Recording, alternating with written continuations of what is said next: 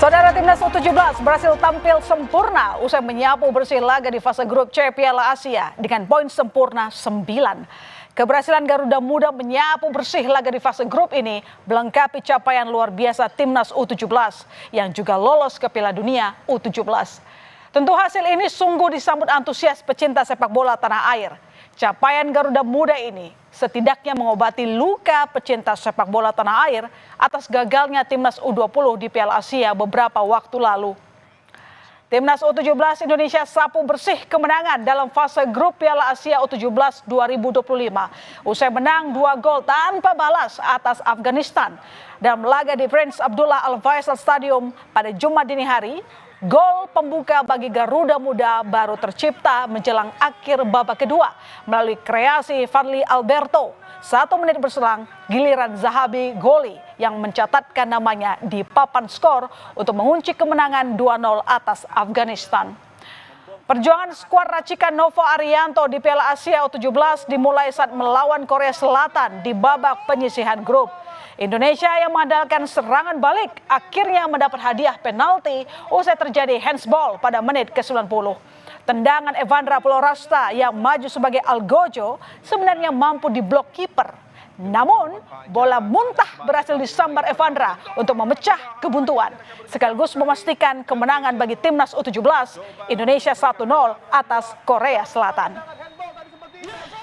Timnas U17 Indonesia memastikan kemenangan berturut-turut dengan mempermalukan Yaman dengan skor 4-1 di laga kedua Piala Asia U17. 2 kemenangan atas Korea Selatan dan Yaman tak hanya membuat Indonesia melaju ke perempat final Piala Asia, tetapi juga meraih tiket Piala Dunia U17 2025. Garuda Muda mengukir sejarah dengan lolos untuk pertama kalinya ke Piala Dunia U17 lewat jalur kualifikasi. Indonesia juga menjadi satu-satunya negara ASEAN yang akan tampil di Piala Dunia U17 pada November mendatang.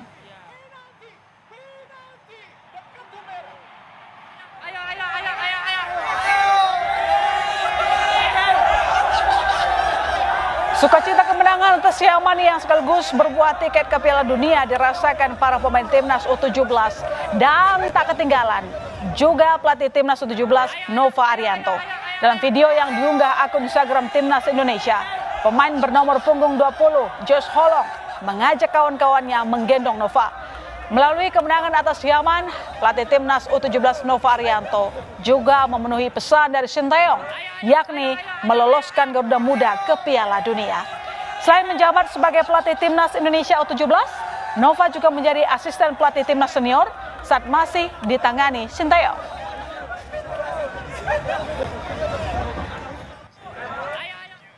Di akun Instagram pribadinya, Ketua Umum PSSI Erick Thohir memuji perjuangan anak asuh Nova Arianto yang berhasil menyapu bersih seluruh laga di grup C dengan kemenangan.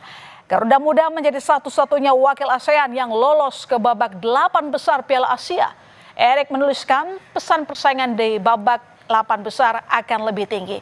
Kami akan menyiapkan mental para pemain agar lebih siap dan meningkatkan kerjasama tim agar semakin solid. Dan usai Timnas dipastikan lolos ke Piala Dunia U17, Sinteyong pun memberi pujian untuk pelatih Nova Arianto. Coach Nova adalah pelatih yang luar biasa. Beliau juga bersemangat, sangat baik dan sopan. Beliau adalah pelatih yang saya incar, seperti kami kutip dari kompas.com. Capaian luar biasa Garuda Muda ini ternyata juga dipantau oleh media dari sejumlah negara tetangga. Media Malaysia Stadium Astro mengakui anak asuh Nova Arianto saat ini memang yang terbaik di Asia Tenggara dan pantas lolos ke Piala Dunia U17. Evandra Florasta dan kolega dinilai menunjukkan penampilan terbaik sehingga berhasil meraih 3 kemenangan beruntun di fase grup. Pujian untuk pasukan Garuda Muda tak hanya datang dari media Malaysia, saudara. Media-media di Vietnam juga memuji keberhasilan Timnas Indonesia U17. Media Vietnam Soha.van menyoroti pencapaian Garuda Muda dan menyebut Timnas Indonesia U17 sebagai harapan Asia Tenggara untuk tampil membanggakan di panggung dunia. Pujian ini terasa istimewa lantaran adanya sejarah rivalitas panjang antara Indonesia dan Vietnam di berbagai ajang sepak bola regional. Selain prestasi tiket ke Piala Dunia U17 2025 dan menjadi pemuncak grup C Piala Asia U17, Timnas Indonesia U17 juga patut berbangga dengan performa Evandra Florasta. Gelandang kelahiran Malang, Jawa Timur ini telah mencetak 3 gol di fase grup. Torehan 3 gol ini membuat dirinya berada di jajaran top skor sementara Piala Asia U17 bersaing dengan pemain Jepang Minato Yoshida, kemudian pemain Korea Selatan Kim An-sung, dan pemain Uzbekistan Asilbek Aliyev. Timnas U17 Indonesia bakal melawan Korea Utara dalam babak perempat final Piala Asia U17 2025. Garuda Muda lolos setelah menjadi juara grup C setelah tak terkalahkan dalam 3 pertandingan di fase grup. Sedangkan Korea Utara berstatus runner-up grup D dengan mengoleksi 1 kemenangan dan 2 kali imbang. Pertemuan antara Indonesia dan Korea Utara akan digelar di King Abdullah Sports City Hall Stadium, Jeddah, Arab Saudi pada 14 April nanti. Jalan yang dilalui Timnas U17 Korea Utara untuk dapat menembus perempat final tidaklah mudah. Tim asuhan Oh Tae-sung 2 kali ditahan imbang oleh Iran dan Oman, serta meraih 1 kali kemenangan kontra Tajikistan. Namun di sisi lain, saudara, skuad berjuluk Kolima ini pernah menjadi juara Piala Asia U17 edisi 2010 dan 2014, serta meraih posisi runner-up pada 2004 dan 2006. Dan untuk lebih lengkapnya kita akan membahas bersama analis sepak bola Binder Singh. Bung Binder, meskipun Indonesia sapu bersih kemenangan di fase grup, apakah ada evaluasi bagi timnas U17? Apalagi kan kita tahu saat melawan Korsel dan Afghanistan, Indonesia baru menciptakan gol menjelang akhir laga. Ya, kalau yang namanya evaluasi pasti ada ya. Dari satu pertandingan ke pertandingan lainnya tentunya evaluasi akan dilakukan oleh jajaran pelatih ya. Selain Coach Novarianto, ada juga Coach Tommy, ada juga beberapa pelatih lainnya. Tapi kalau kita yang menonton pertandingan-pertandingan dari Timnas U17 di fase grup, saya yakin juga para pemirsa dari Kompas TV juga akan setuju bahwa masalah utama dari Timnas Indonesia U17 itu adalah penyelesaian akhir. Mulai dari pertandingan pertama melawan Korea. Oke, lawan Korea Timnas U17 bertahan ya, lebih banyak bertahan, main counter. Tapi kan sebetulnya ada peluang emas tuh menit ke-14. Sudah 1 lawan 1 pemain Timnas U17 Mirza, tapi gagal finishing. Melawan Yaman kita bisa menciptakan total 4 peluang yang berbahaya. Di babak pertama yang semuanya itu peluang emas, tapi hanya mencetak 2 gol babak pertama ya. Baru kemudian bisa mencetak 2 gol lagi setelah menit ke-80. Padahal peluangnya ada. Lawan Afghanistan seharusnya Timnas U17 itu di babak pertama sudah unggul. Minimal 1 gol. Karena ada 3 peluang emas juga. Jadi harus menunggu sampai masa injury time. Artinya memang problem yang dihadapi oleh para pemain itu adalah dalam mengambil keputusan untuk melakukan penyelesaian akhir. Bahkan lawan Afghanistan juga sudah ada pemain Timnas U17 yang berhadapan one-on-one dengan penjaga gawang. Nah, ini PR bagi Coach Novarianto karena lawan kita di perempat final juga adalah tim yang kuat, Korut. Walaupun Korut tadi seperti yang Anda katakan runner up ya kan di grup D, tapi mereka juga tidak terkalahkan. Bedanya mereka 2 kali imbang. Jadi penyelesaian akhir nanti lawan Korut harus lebih baik karena kemungkinan timnas kita juga akan bermain defense, mengandalkan counter attack. Kalau bisa dari peluang pertama atau yang kedua itu sudah mencetak gol dulu. Apa yang kira-kira membuat para timnas ini agak ragu-ragu begitu menggocek lawan melakukan penyerangan? Apakah ini juga berkaitan dengan mungkin ya background dari pelatih Coach Nova ini kan juga seorang back begitu? Apakah ngaruh ke langkah strategi pemain timnas?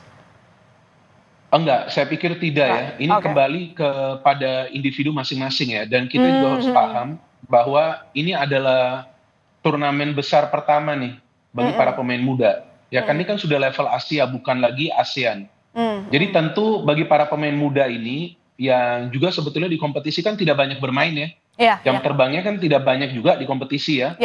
Nah tentu tidak mudah bagi mereka pada saat sudah berhadapan dengan situasi yang krusial. Ada PR soal membangun mental yang kuat ya, Bung? Ya, kalau mental untuk bertahan saya melihat sudah kuat. Sudah. Karena mereka mampu bertahan, mereka jarang panik ya walaupun beberapa kali ada salah halauan, salah passing. Tapi dalam penyelesaian akhir ini sebetulnya proses membangun serangan itu udah rapi, tapi di depan mulut gawang ini kadang-kadang seperti yang Anda katakan tadi, betul, yang Anda katakan ragu-ragu. Nah ini keraguan ini seharusnya di perempat final tidak terjadi lagi karena kan sudah 3 pertandingan. Artinya harus ada peran juga dari jajaran pelatih untuk membuat finishing dari para pemain harus lebih klinis lagi. Ya, ekspektasi kita oleh timnas mereka lebih confident, lebih percaya diri. Jadi artinya kalau kita lihat merangkum permainan-permainan kemarin lalu kemudian di babak perempat final Indonesia akan menghadapi Korea Utara. Sejauh mana kans kita, kesempatan kita untuk kembali memenangkan pertandingan? Jujur kalau menurut saya kans kita besar. Besar sekali. Meski kalau kita lihat kan besar. Korea Utara itu mainnya rapi ya. Betul. Korea Utara bahkan kalau saya melihat mainnya jauh lebih agresif dan jauh lebih disiplin daripada Korea Selatan. Bahkan kalau saya melihat dari tadi pagi 3 pertandingan mereka secara full di fase grup saya nonton full. Jadi saya tidak nonton highlight.